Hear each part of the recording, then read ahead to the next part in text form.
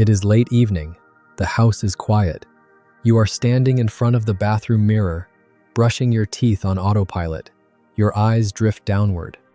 Almost without thinking, your hand moves to your stomach. Not because it looks dramatically different. It does not. But it feels different. Firmer, less forgiving. As if something inside has shifted its pressure. This moment happens to millions of people, often without alarm, without panic. But here is the question almost no one asks out loud. What if that firmness is not the fat you can pinch? What if it is fat you cannot touch at all? Because there is a kind of fat that hides deep inside the abdomen, wrapped around organs you never see, quietly changing how your body behaves long before the scale gives you permission to worry. Today, we are not talking about weight loss. We are talking about signals and why a deceptively simple walking habit developed in Japan can change those signals in ways steady walking often does not. But first, we need to step inside the body, because the most important room is the one most people never imagine.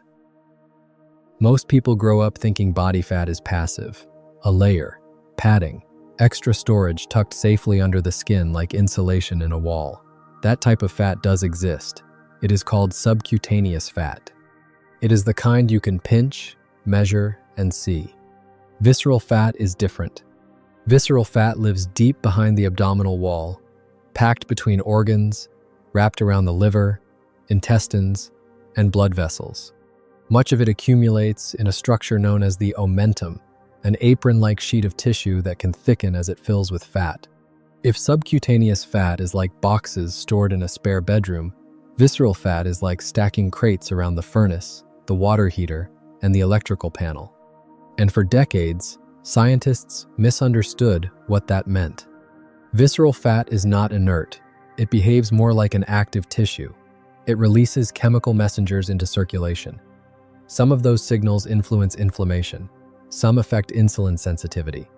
Some interact with blood vessel tone and blood pressure regulation. This does not mean your body is malfunctioning. It means your body is adaptive. Fat tissue is part of the regulatory system. It responds to environment, movement patterns, and energy availability. The problem is not that visceral fat exists. The problem is the signals it sends when it accumulates unchecked. Now zoom out from the body to the environment. Globally, roughly 1/3 of adults do not meet recommended physical activity levels. In the United States, survey data from recent years shows that roughly 1 in 4 adults reports no physical activity outside of work in an entire month. That is not a moral failure. That is a context. When daily movement drops, the body does not panic. It adapts. Metabolism becomes efficient. Fuel handling shifts. Energy expenditure becomes conservative. Storage pathways become more active. Think of the body as a smart thermostat in a cold house. When input drops, it does not break. It turns down spending and turns up saving. Visceral fat accumulation is often the visible fingerprint of that adaptation. The important takeaway is this: the body is not trying to sabotage you. It is trying to survive the environment it is given. And if the environment changes, the signals can change too. That is where interval walking enters the story. In the early 2000s, researchers in Japan began asking a deceptively simple question. Why do some walking programs change metabolic health more than others, even when total time and energy expenditure appear similar? The habit that emerged from this work became known as interval walking training. The structure is simple. You alternate periods of faster walking with periods of slower walking. Commonly, 3 minutes brisk, 3 minutes easy, repeated for about 30 minutes, several times per week. On paper, it looks unimpressive. But biology does not respond to paper. It responds to signals. And the signal here is not speed, it is contrast. During the brisk phase, you are not sprinting. You are walking fast enough that breathing deepens and conversation becomes slightly uncomfortable but still possible. Exercise scientists often call this the talk test. Inside the body, this change in intensity acts like flipping several switches at once. Muscles increase demand for oxygen and fuel. Heart rate rises. Blood flow is redistributed. Hormonal signals shift toward availability rather than storage. This is not stress in the harmful sense. It is demand. The body interprets it as a reason to release resources. Then something critical happens. You slow down. Many people misunderstand intervals. They assume the easy phase is a break that reduces effectiveness. In reality, it is the lesson. When you slow your pace, heart rate drops but does not crash. Blood continues to circulate. Muscles remain active. The body experiences recovery without full shutdown. This alternating pattern teaches the nervous system something powerful. We can handle demand and recover. We can shift gears without danger. Biology learns through repetition, not intensity alone. Over multiple cycles, this stress-recover pattern trains the metabolic switchboard. The system that decides when to rely more heavily on circulating glucose and when to draw from stored fuel becomes more flexible. That flexibility matters for visceral fat. When researchers compared interval walking to steady-paced walking, matched for overall effort in real-world settings, something unexpected appeared. Participants in interval walking programs often showed reductions in body fat and abdominal visceral fat. Participants who walked continuously at a steady pace did not always show the same changes, even when total walking time was similar.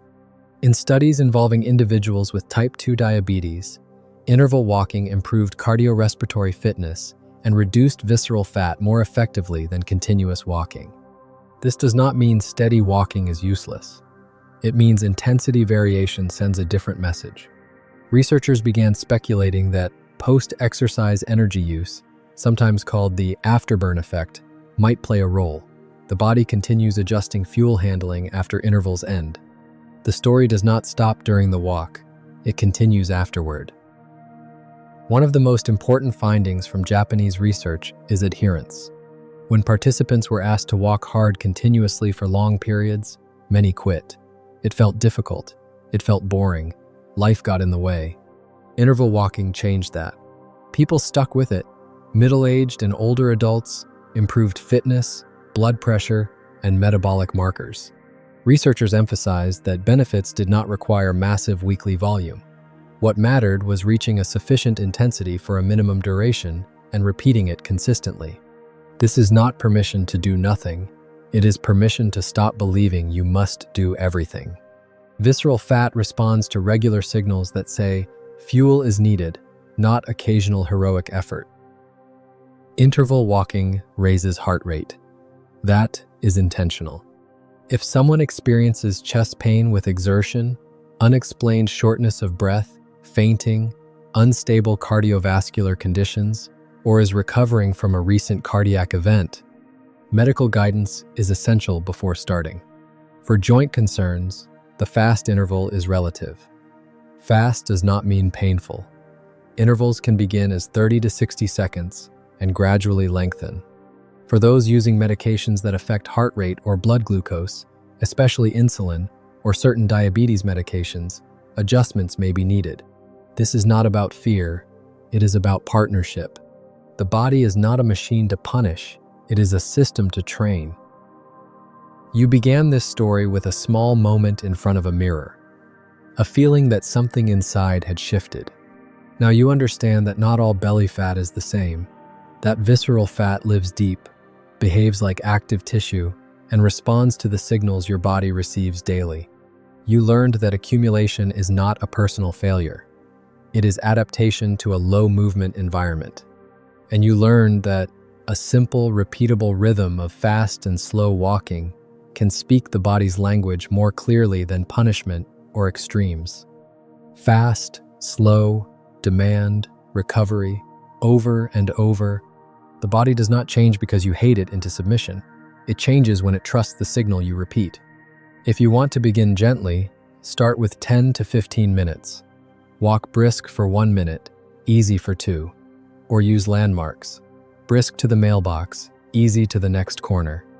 Over time, build toward the 3 and 3 rhythm.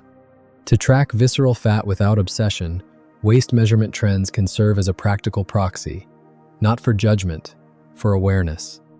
If this explanation helped you see your body differently, consider liking the video so others can find it. Subscribe if you want more science-based stories without hype. And share in the comments how walking has felt for you or for someone in your family during the first week compared to a month later. Someone reading your experience might need it. In the next episode, we will explore why walking at one constant pace can quietly stall fat loss, even when consistency feels perfect.